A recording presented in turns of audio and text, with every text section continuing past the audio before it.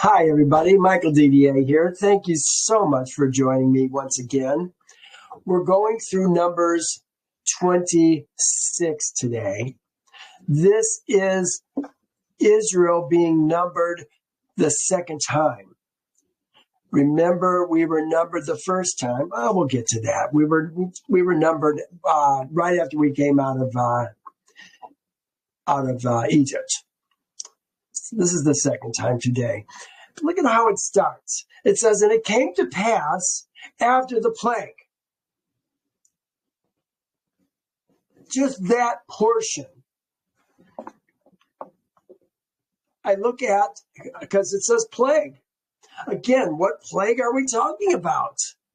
Was it the cutting off of everybody's heads? Remember, people got their heads lost and put on a pike last week for going to Midian, hanging with their women and taking their Baal Peor, which I think is kind of like the Lord Jesus. Baal means Lord, Master. Peor seems to be the one who is in the land that they're worshiping. For doing that, sacrificing meat to that, were they celebrating Christmas? We talked about that last week. Christmas meal. Their ham to Pure. I don't know. At any rate, plague. Why is it saying plague? So I look up the word and look, it's not in here. There is nothing about a plague in this. It starts with, and Jehovah spoke to Moses and Eleasar. So I thought, well, why does it do this? And here it does in most of them. And it came to pass after the plague. That's a young little translation. Well, I found out that if I go to the verse prior, it's got, the chapter prior. Was that 25? Yeah, this is there. And I compare, and I see at the last, we got the last verse here. Let's do that. That was a very small chapter last week. This is Numbers 20, verse 18. And I go to the Hebrew on this. Look, see these dots right there? These dots indicate that the thought is done. Usually this is where they end a verse. But then they have ha. I don't know what that word is right offhand. And then megapha. That's plague. And after the plague is really what it's saying. And after the plague. But nobody translates it because they translate in the next verse. But here it is again. Oh, here, I can read it here. Haya. Here's the end right there of this particular thought. But then here's Haya. Then Aker, which means hind, after. So it came to pass after the plague. There's the plague. So what's the plague? Plague is, it says pestilence. Defeat. Okay, maybe defeat could use for cutting off heads. So I thought, well, maybe that's what we're talking about after this incident with Midian. But then, going back to 26, it came to pass after the plague.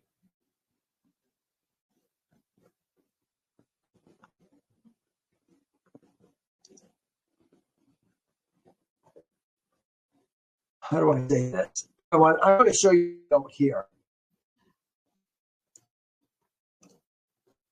So I want to show you this note here. Use TSK. If you have eSword, you got to use TSK. I think it actually comes installed in eSword. It's the most valuable commentary, if you want to call it a commentary, that you can have. Usually, it just has verses associated with the verse that we're looking at, which is really helpful. But for some reason, they, TSK, chose to have something on this particular verse. And look what it says. It says, the plague, having swept away the last of the devoted generation, I wouldn't call them devoted generation, which provoked Jehovah to swear in his wrath that they should not enter Canaan. He now, after an interval of 38 years, commands another census of the Israelites to be made. So, what plague are we talking about? Remember, it says after the plague, that's actually the next verse. So in a sense, after the plague fits better with the numbering of Israel, if the plague happens to be the thing that is going to kill everybody who has to die in the next 38 years. And the more I think about that, after seeing that particular note, the more I think that might be the case. So that said, let me finish this first verse. It says, and it came to pass, behold, after the plague, Jehovah spoke to Moses and Eleasar, ben Aaron, the priest, saying, doesn't it make it look like without the comma, Moses and Eleasar, the son of Aaron, the priest. Who's the priest we're talking about? Certainly not Aaron. Eleazar is the priest. I feel like we need a comma there. At any rate, it says take a census of all Israel's seeds, Adad, assembly. There it is there, assembly, assemblage, fixture. Israel's seeds assembly. We've seen this many times. But we've got to keep in mind that when we see this word, B'nai Israel, we're not talking about ladies. We're talking about Ezra men. From 20 years old and above, by their fathers' houses, all who are able to go to war in Israel. Makes me wonder, when we talk about the priests, they do it from 30 to 50. You can be a priest and serve Yehovah in his tabernacle between 30 and 50 years old. But we're going to see that they're going to number the Levites from 30 days and up.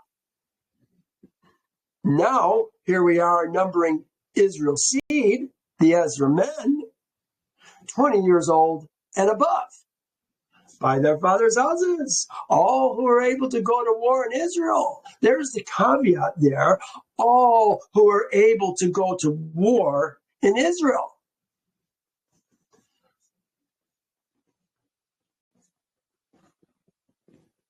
You know what? When Israel was numbered the first time, we had this number here. 6,003, 550. Today, we're going to number Israel once again, and they've almost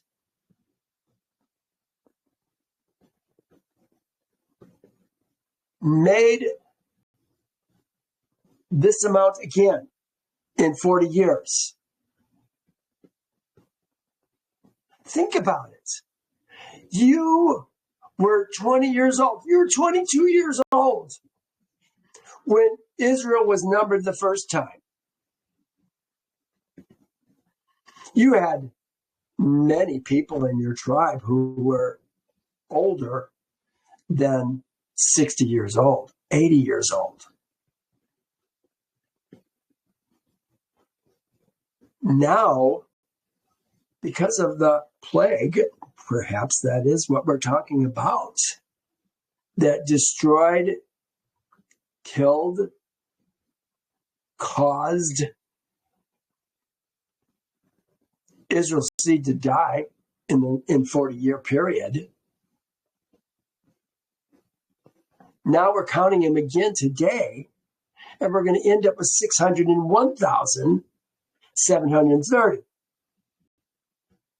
A deficit, but not much of a deficit, especially in the last chapter. We lost, 24,000 men? We would have been over. Now we're short. But there's been lots of incidences where Israel's seed has been killed, outright killed. So, again, all who are able to go to war, they don't put an end on it.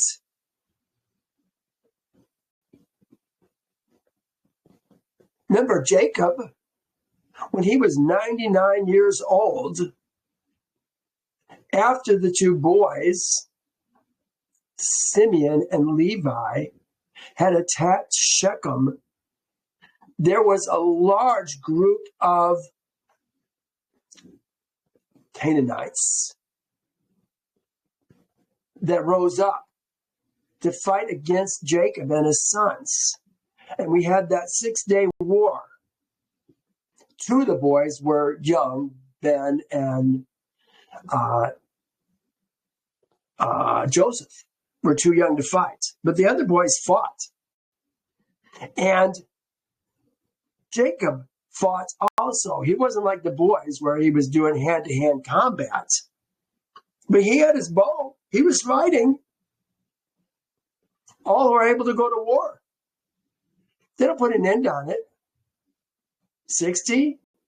80? How old are you when you're too old to go to war? Is there something that you can do? I don't know. But one thing I do know, after 40 years, the oldest people we have in the population are around 60 years old. Because if you were 19, you weren't numbered, and you didn't die. Think about that. What I was going to say that about the 22-year-old. He's cursed because of what his folks did, and he's got to die in the next 40 years. He's not going to see 80 years old, 60 years old. Not going to see it. His life is shortened because of what the tribe did. What that means is we're going to have a lot younger tribe that is coming into the promised land than we would have had they gone in 40 years earlier and not been cursed. Perhaps plagued.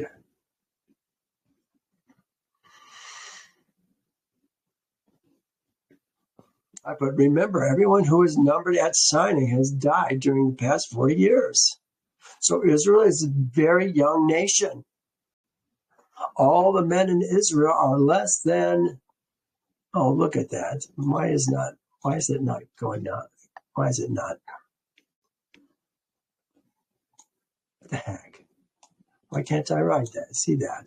Less than. Did I not get it there? My keyboard's not working.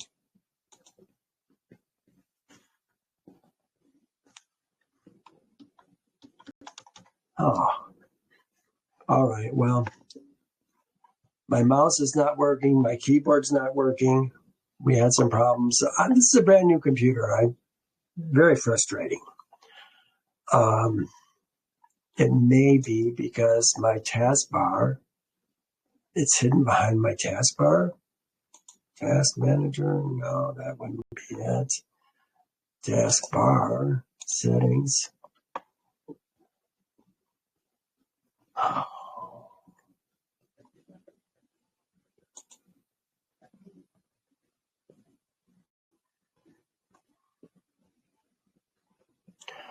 All right, well, not being able, I can't even scroll down. I have no way to scroll down to see where my notes are leading. This may become an issue in later verses. Folks, I'm sorry.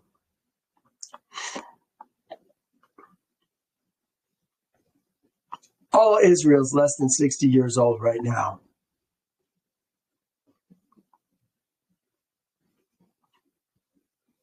You know, they're going to say, except for Caleb and Joshua. But Moses is older right now. Eleasar is older right now because he couldn't even serve as a priest until he was 30. And when he was numbered among the Levites, back when we did the numbering, he had to be at least 30 years old because he was in charge of all the priesthood. So there's things that we have to consider that most people don't take the time to do it. How old is Eleazar right now? If he were a priest, and he was a priest.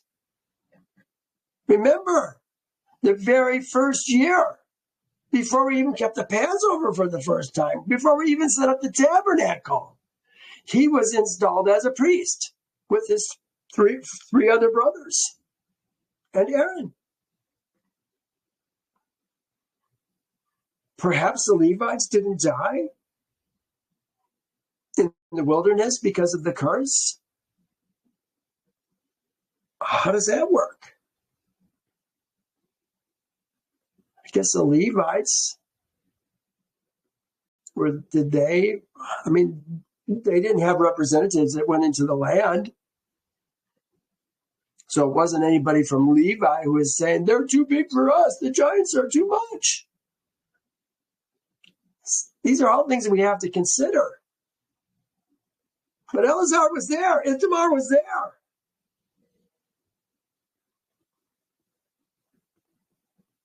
But was he numbered in the 603,550?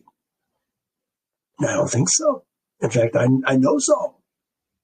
He was numbered in this number right here, 22,300, which incidentally, numbers said was 22,000. But when you add up all the numbers, we ended up with 22,300. Yeah, there's errors in Torah. We have to search it out. Inquiring minds want to know.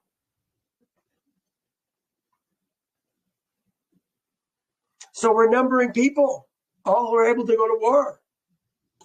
Next verse says, Moses and Eleazar the priest. There's Eleazar the priest. That makes more sense, doesn't it? Doesn't make it sound like Aaron's the priest. Eleazar the priest spoke with them. Who did he speak with? Israel's seed. In the plain of Moab, by the Jordan, across from Jericho, saying, take a census from 20 years old and above, just as Jehovah commanded Moses and Israel's seed who came out of the land of Egypt. Just like we did the first time. So here we're jumping right into it. Reuben, the firstborn of Israel. It says, the children of Israel. Keep in mind, we're not talking about men and women. We're talking about Israel's seed. This is why I use Israel's seed. This happens to be Reuben's seed that we're talking about. This is more than just his sons. This is his seed that we're numbering.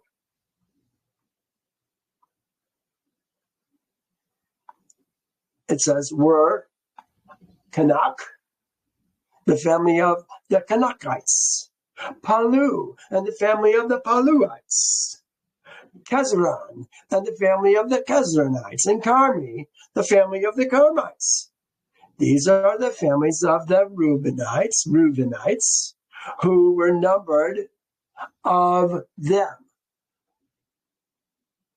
Those who were numbered of them were 43,700. Kind of keep an eye, 43,700. We're going to see different numbers. Kind of keep an eye on where those are, the larger tribes, the smaller tribes. But now it goes on. And remember, we're talking about Reuben's seed. It says Palu. Palu is the second born son up here. The son of Palu's son was Eliab. Eliab's seed, sons, I'd have to look at that one. Let's look just for the heck of it. Did they use seed or sons? Eliab's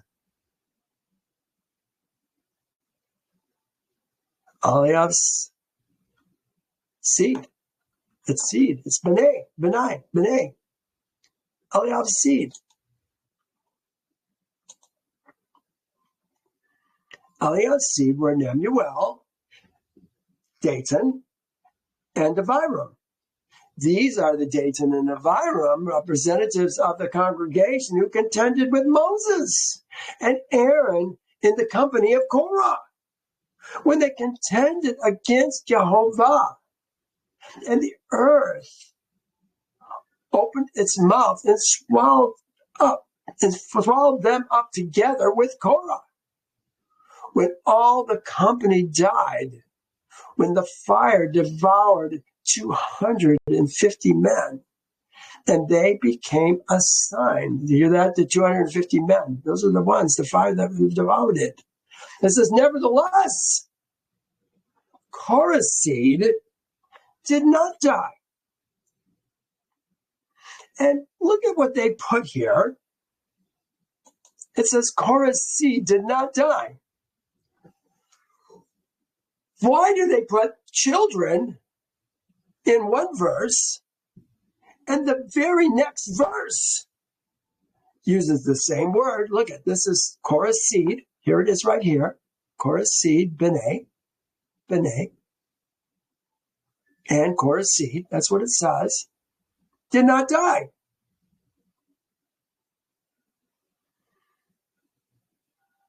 Now, Numbers says, so they got away from among the tents of Korah, Dathan, and Abiram. And Dathan and Abiram came out and stood at the door of the tents, belligerent little twerps, when their women and children, when their women and sons and children, so interesting that they would have sons separate. Their sons, that says their sons, and their children.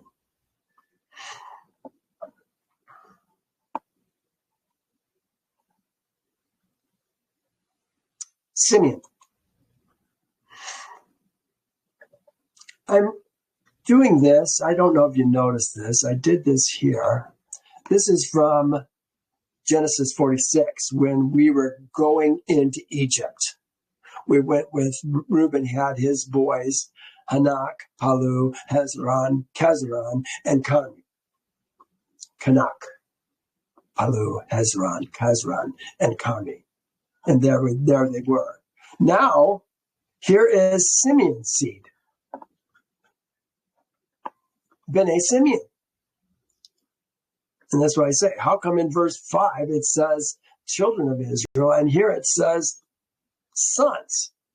It's the same word. That should bother you. Anybody who's going to study the word, we should be bothered by that. When we see something get translated, the same word get translated in two different ways, especially so close together, we have to ask questions. But look what it says. Here's the people that are amongst Simeon's seed. Nemuel. Here's Jemuel. I can deal with that. Transliteration, I know it's tough. The Nemulites. Yamin. Here's Yamin. Here is Yakin. Yakin. But what happened to Akkad? Where's Akkad? He's not there. Did he die without having seed? That's the only thing I think he could be. And then Shaul, remember, he was the Canaanite woman's son through Simeon. Simeon had two wives. Who were his two wives? Remember, Simeon married Dinah, his sister, after she had been raped by Shechem. And the Canaanite woman was her maidservant. He took them both. She gave him the 4 boys, and the Canaanite woman gave him Shaul, the family of the Shaulites. And interesting, they have the same status, it appears, that the rest of the boys have. They're not making any distinction here, are they? These are the families of the Simeonites, 22,000. The last one was 43. This is 22, half the size. Now we have Gad's seed. Again, Gad's seed is what we're talking about, according to their families. Zephron, again, they spell it, they do it differently in the Zephronites. Kagi, and the Kagiites,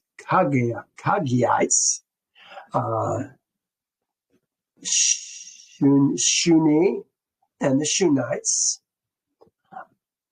Azri. Oh, they say Arri. No, Azri. Azri's not there. Where's Azri? How come we all of a sudden have it's actually Ozni, and the Ozniites. And here's Ari, and the Arites.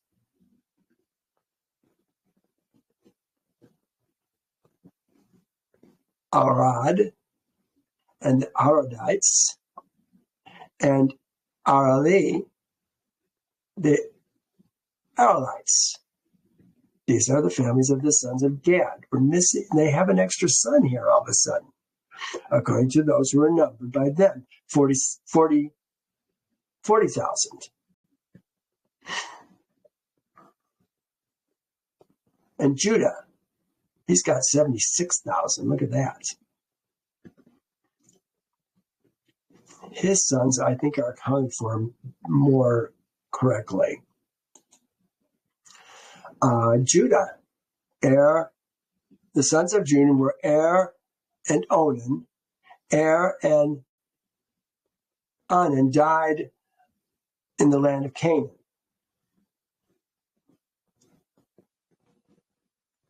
Remember, there was Onan, and Shelah came from the Canaanite woman. But then there was others who came from his second wife.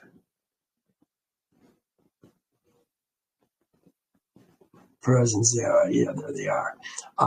The sons of Judah, according to their families, were Shelah, the family of the Shelonites, Perez, the family of the Perizzites, and Zerah, the family of the Zerites.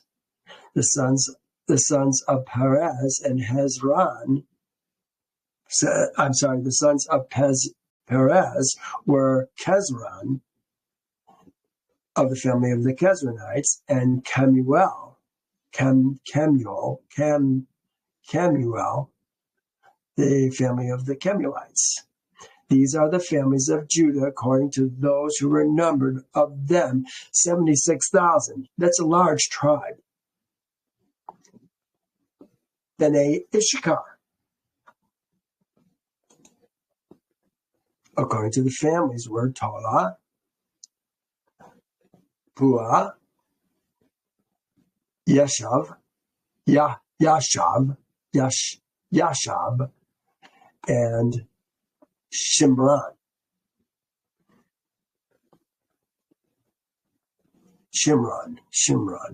But 1, 2, Yoshab. Yoshab seems to be this one, which earlier said it was Job. Yashab. Let's see how they pronounce that one.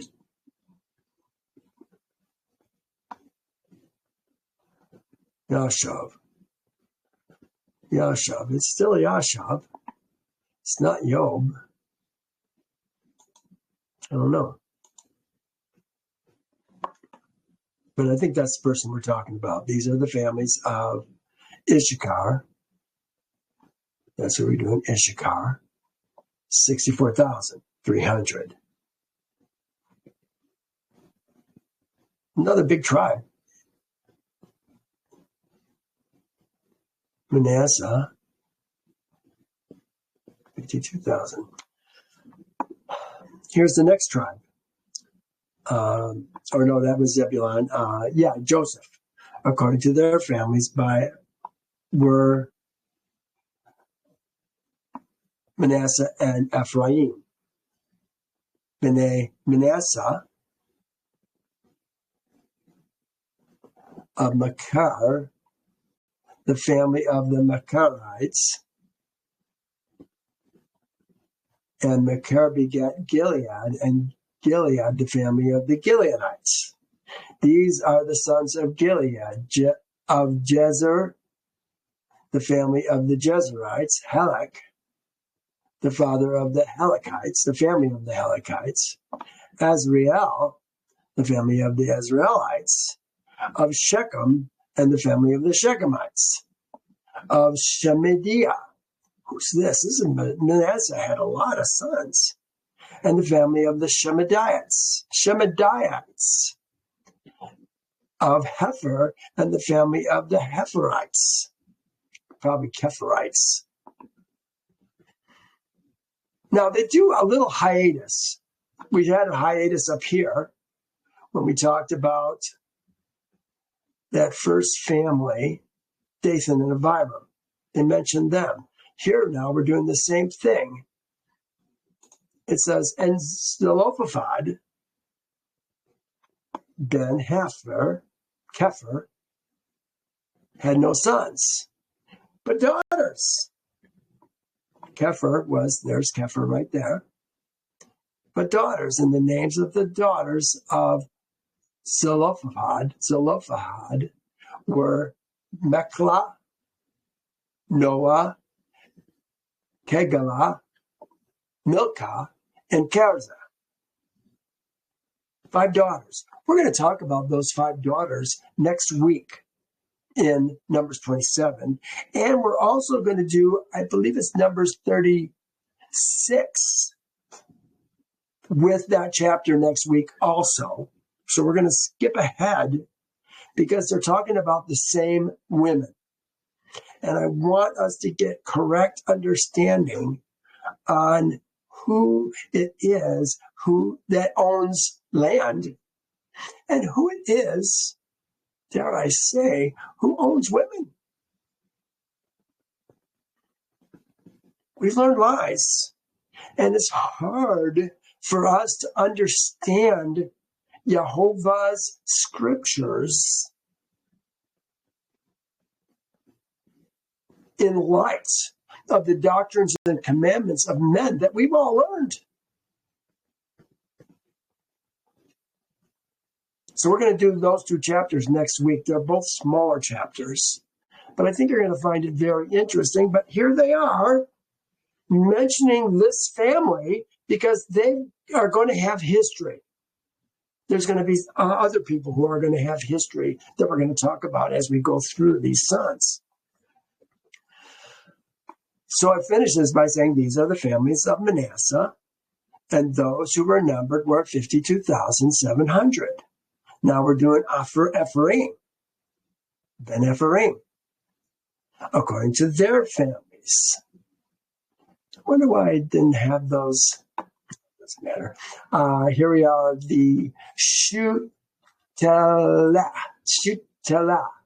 the family of the Shutelites, Becher, and the family of the Becherites, Takan, and the family of the Takanites. These are the sons of the firstborn, Shutelah, of Aaron, the Aaronites. These are the families of the sons of Ephraim. Those, according to those who were numbered, 32,500.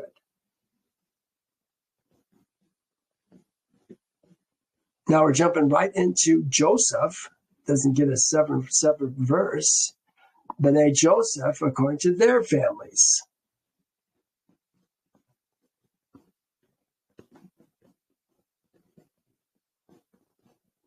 Oh, they're finishing. That's what they're doing. They're finishing. They're saying these are the sons. These are Joseph's seed according to their families. So we're talking about Ephraim and Manasseh.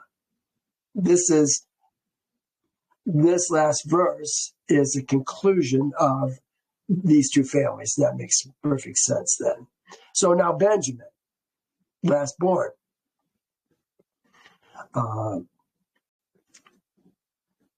B'nai Benjamin. Remember, Benjamin, as I recall, had at least 2 wives and maybe even 3 wives. And he had a bunch of sons. According to their families, here. Benjamin were 1, 2, 3, 4, 5, 6, 7, 8, 9, 10. 10 sons is what Genesis 46 says that he had. But not all of them are numbered here. Why is that? According to the families were Bela. There's Bela, the family of the Belaites. Ashbel, Ashbel, the daughter of the family of the Ashbelites. I'm just going to name the names here. Akram. No, Akram. Akiram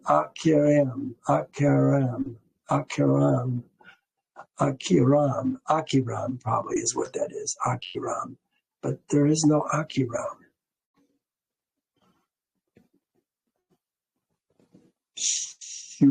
Shufam.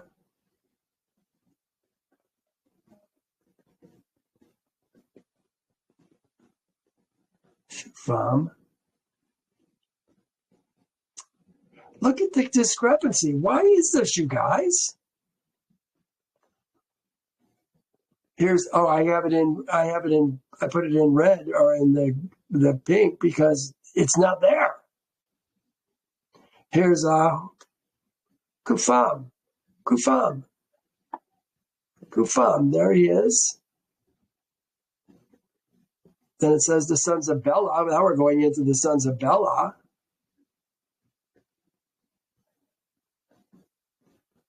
Were Ard. Oh, look at this. Bela. Now there's an Ard and Naaman.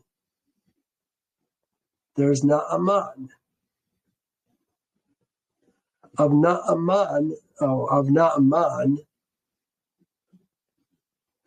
See, where is this coming from? You see the confusion here? I don't think this is me.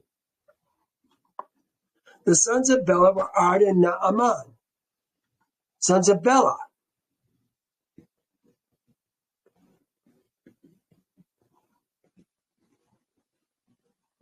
That's this person right here, Bela.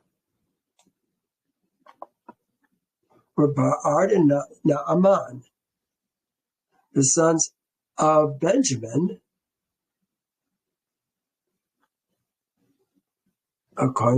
these were the sons of Benjamin according to their families. Those who were numbered were 45,600. You'd think that they have a much larger tribe, starting with what appeared to be 10 sons. This chapter 46 is the 70, it's listing the 70 that went into Egypt with Jacob.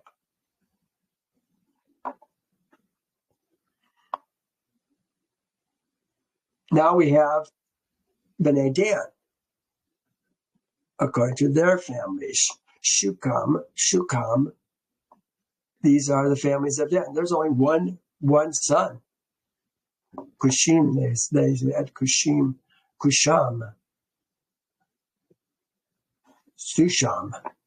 Wow. Yeah, the transliteration is really surprising. Here's one son, but look at, they had 64,400.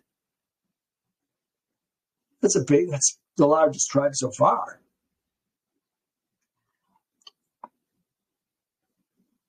That was Dan. Asher, Bnei Asher, according to their families, were Yema. There's Yema. There's Asher. No, Asher. Yema. Yishui, which is this one here. Yishui. And Barea is this one here. Now it does say Sarak, their sister. This is interesting, and I thought I had a note on this for us.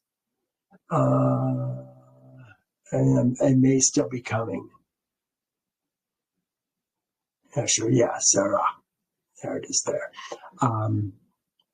Of the sons of Barea, of Kever, the family of the Keverites, Melchali, the family of the Melchalites, and the name of the daughter of Asher was Sarak. Yeah, here it is, Sarak. This is interesting. Again, another, they don't talk about women in Torah unless they're going to be discussed later on or were discussed before.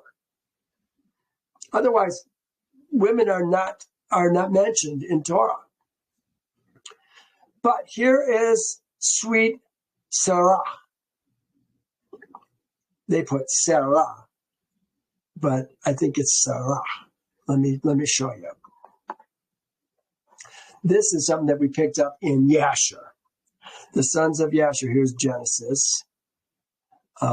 Sarah, their sister, and the son of Barea was Heber and Michal. Okay, that fits in with what we were just reading up here. Sarah did not come from Jacob's body among the 66 in Jacob, or in Genesis 46. 66.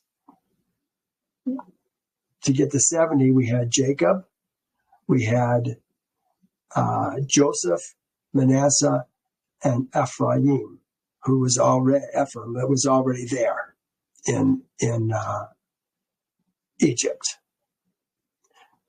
So Sarah was mentioned, but she was not counted.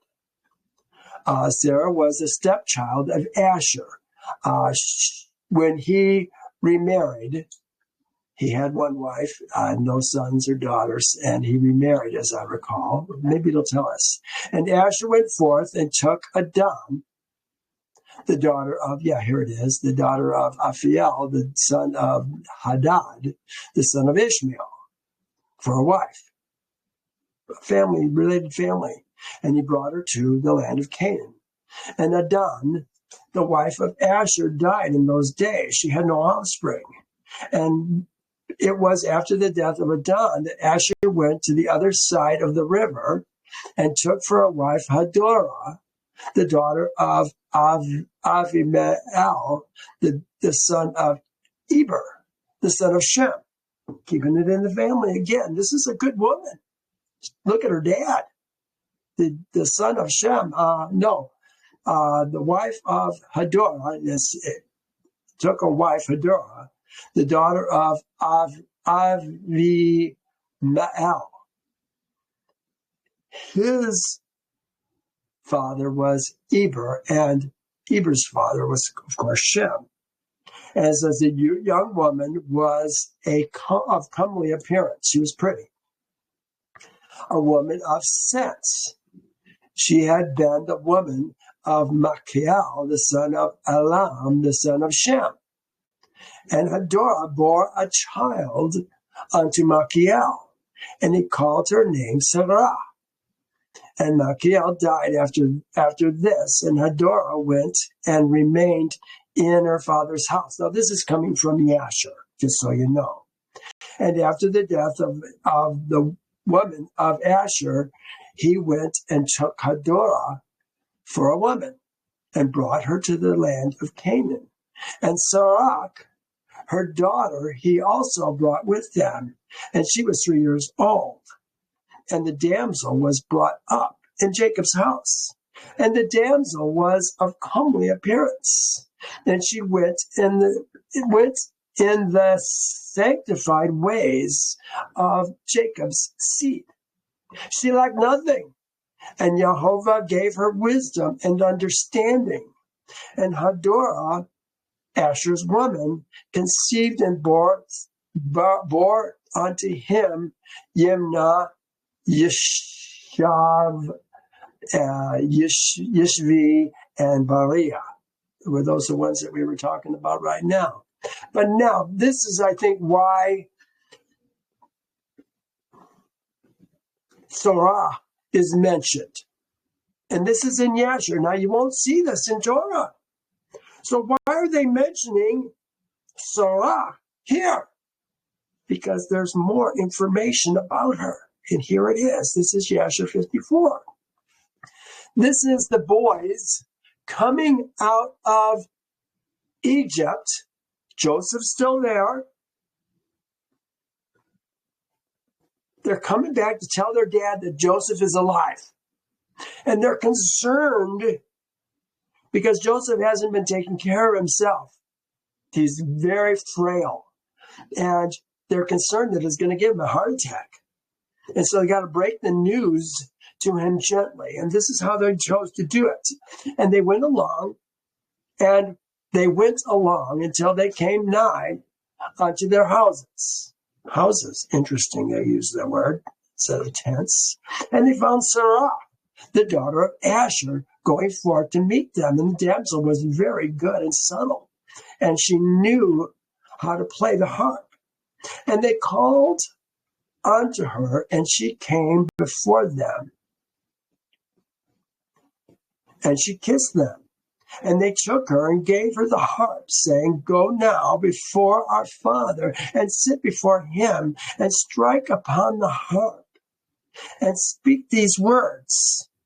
And they commanded her to go to their house. And she took the harp and hastened before them. And she came and sat before Jacob. Here's the words. Then she sang these words and uttered in sweetness of her words, Joseph, my uncle, is living, and he ruleth over the land of Egypt. That's how they chose to let Jacob know that his dear son was still alive. This is Sarah. And these are the families of Asher, according to those who were numbered of them, 53,400. Naphtali, B'nai Naphtali, Naphtali's seed, according to their families, were Jokziel,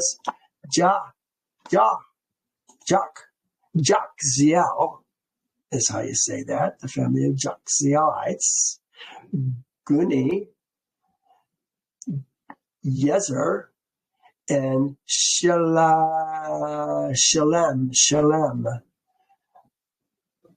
These are the families of Naphtali according to their families, and those were numbered 45,400. These are those who were numbered of Israel's seed. Israel's seed. This is not the Levites. 601,730. Then Yahweh spoke to Moses, saying to these, who these we're talking about? We're talking about Israel's seed, the 601,700. To these, the land shall be divided as an inheritance according to the number of names. According to the number of names.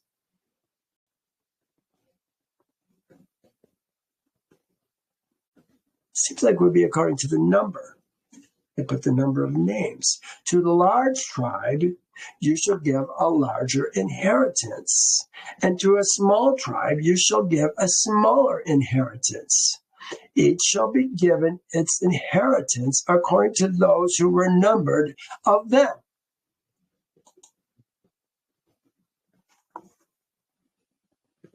Families is the understood word here, not tribes.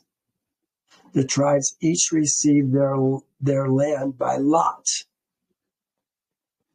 This is an old note that I didn't notice when I went through this. Families is the understood word here, not tribes. Families. This is why I said to these. They add a tribe here in this verse. To the large, you shall give a larger inheritance. And they said the number of names. Number of names. Look at that. Number of names. That makes more sense with families, not tribes. See, these are things we have to take into consideration. To a large, you shall give a larger inheritance, and to a small, you shall give a smaller inheritance. Each shall be given its inheritance according to those who were numbered of them. But look what it says. But the land shall be divided by lot. They shall inherit according to the names of their tribes of their fathers. According to the lot, their inheritance shall be divided between the larger and the smaller. To me, it almost seems that it means that they're going to divide the land, large portions of the land, and smaller portions of the land. That they've already decided that. And then the larger portions of the land, they're going to divide by lot, according to the families. And the smaller ones, they're going to do it by lot also. Does that make sense? Somehow we've got to deal with the size and also the lot.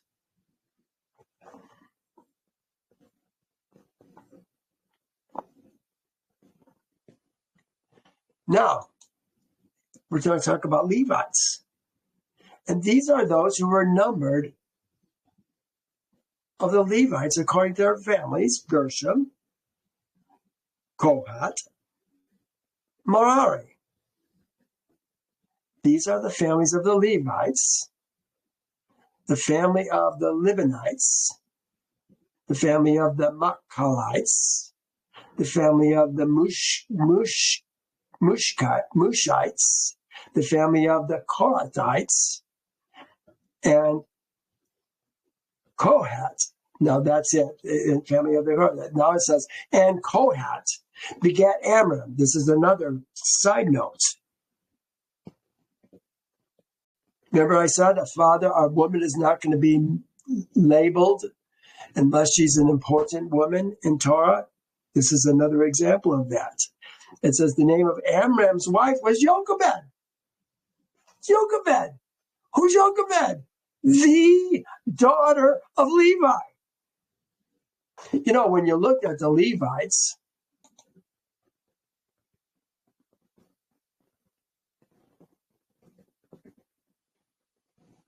well, you won't see, if you go to 46, it's just going to talk about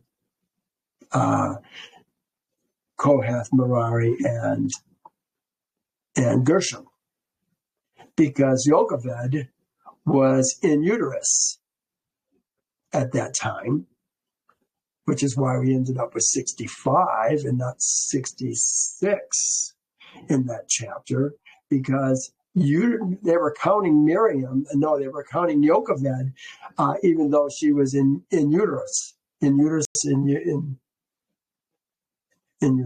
Yeah, in uterus, I guess, would be, she was pregnant. Yocheved was pregnant with Miriam. No. Let me think. No. Who had Yocheved? I guess we don't know who Levi's woman was. At least I don't remember who his woman was.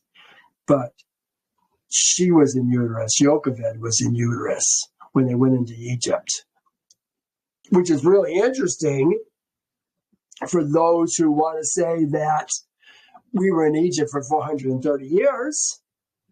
That's impossible, because Yocheved was born. She was the first one born when we went to Egypt.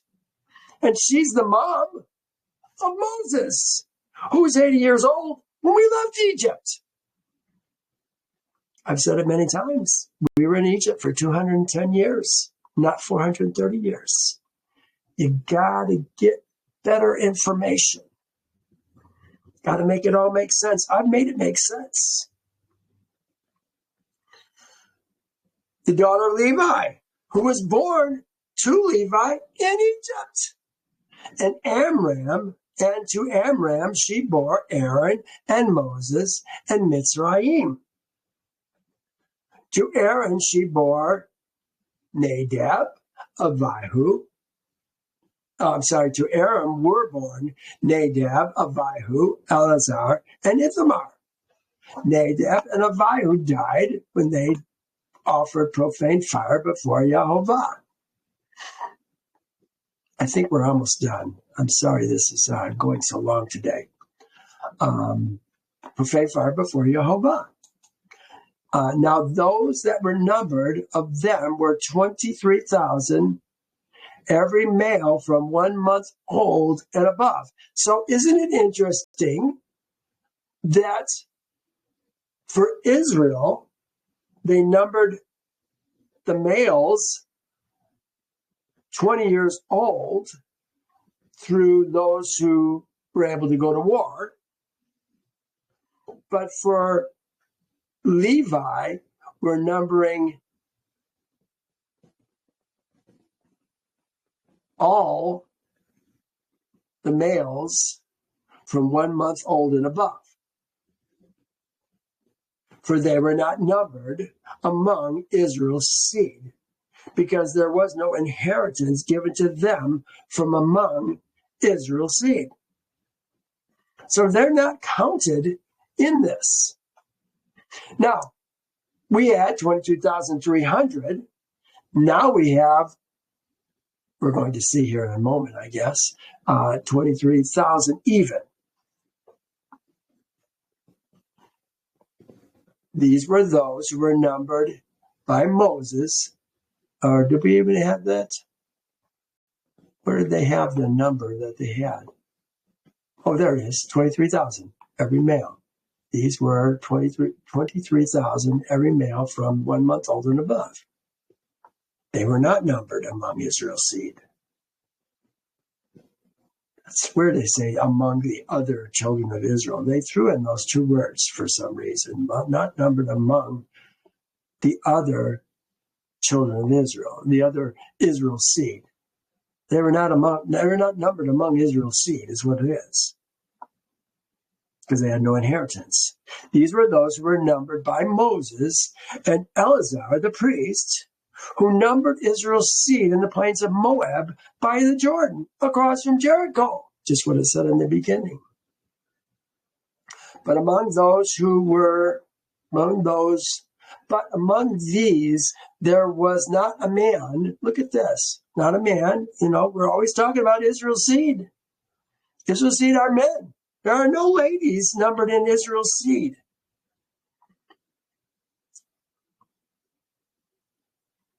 But among these, there was not a man of those who were numbered by Moses and Aaron when they numbered Israel's seed in the wilderness of Sinai.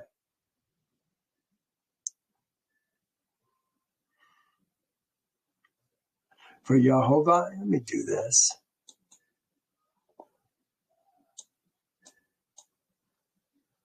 Oh, what happened?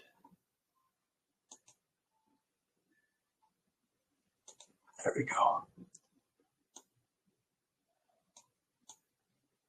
No, don't jump up there. I'm trying to make it so we can read this silly thing.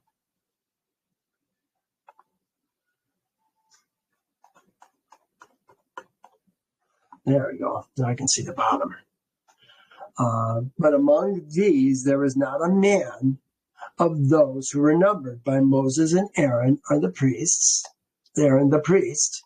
See, he's Aaron the priest then. Now it's Eleasar the priest when they numbered Israel's seed on the wilderness of Sinai. For Jehovah had said to them,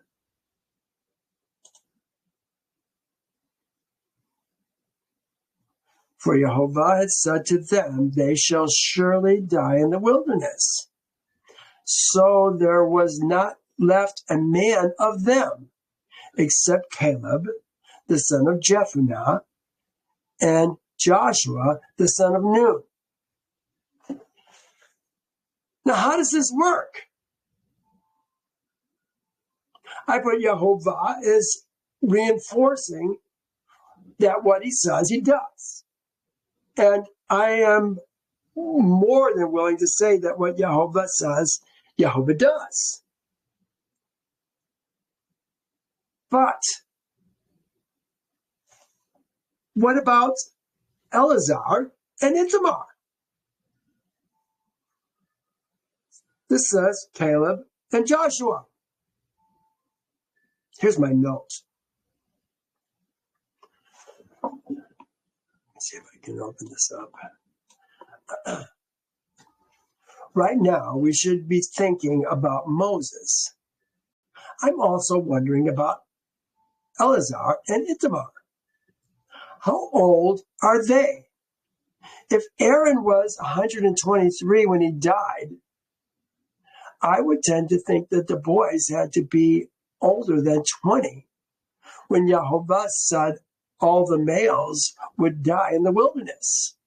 Well, it's obvious they were older than 20 because they were 30 at least to enter the priesthood. They weren't priests leading other priests under 20 years old. What didn't happen? And all the males would die in the wilderness. It may be possible that the Levites were not under the 40-year curse plague that I talked about at the beginning of this lesson. Perhaps just Moses and the priests were exempt. Is that possible? I don't know. You can't be a priest unless you're 30 years old. Here's Numbers 4:1. Then Jehovah spoke to Moses and Aaron, saying, take a census of Kohath's seed from among Levi's seed, by their families, by their father's house, from 30 years old and above, even to 50 years old, all who enter the service to do the work of the tabernacle of meeting. Well, you're going to have to decide. Eleasar, Ithamar have to be older than 60 years old. Why weren't they under the curse? They're Jehovah's men. That could be the other Levites. You look at the amount of Levites that we had at the beginning and the amount of Levites that we had at the end. Here it is. It was one of the first things that I showed you. Here it is. Right now we had 22,300. Now we've got 23,000.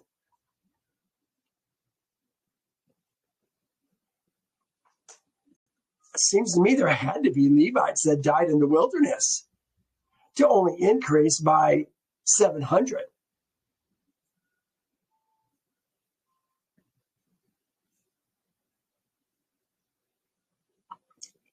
Maybe the priests were exempt. That's all I can think. Oh, look, I was trying to do that 6, adding the 60, less than 60. And I added all those 6s, so it was working, I guess.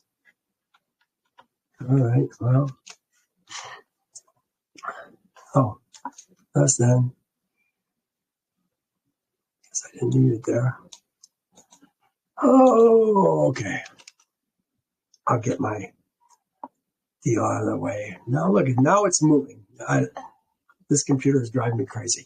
You guys, I think you're going to find, if you didn't find this interesting, I try to keep things interesting, trying to give you some background information on even what is, for most people, a totally boring chapter. I think understanding who's included, who's not included, how we've done transliteration, why are they mentioning the ladies? I'm trying to give you information so that it makes more sense and makes it more interesting and gives you a deeper background of what's going on. Eleasar, Ithamar, when did they die? These are questions we have to ask. Next week, as I said, we're going to talk about Yocheved. No, not Yocheved. We're going to talk about Zelophehad's daughters. Ooh, it's a very interesting topic, and I think you're going to find it extremely interesting. Well, hope to see you then. Bye now.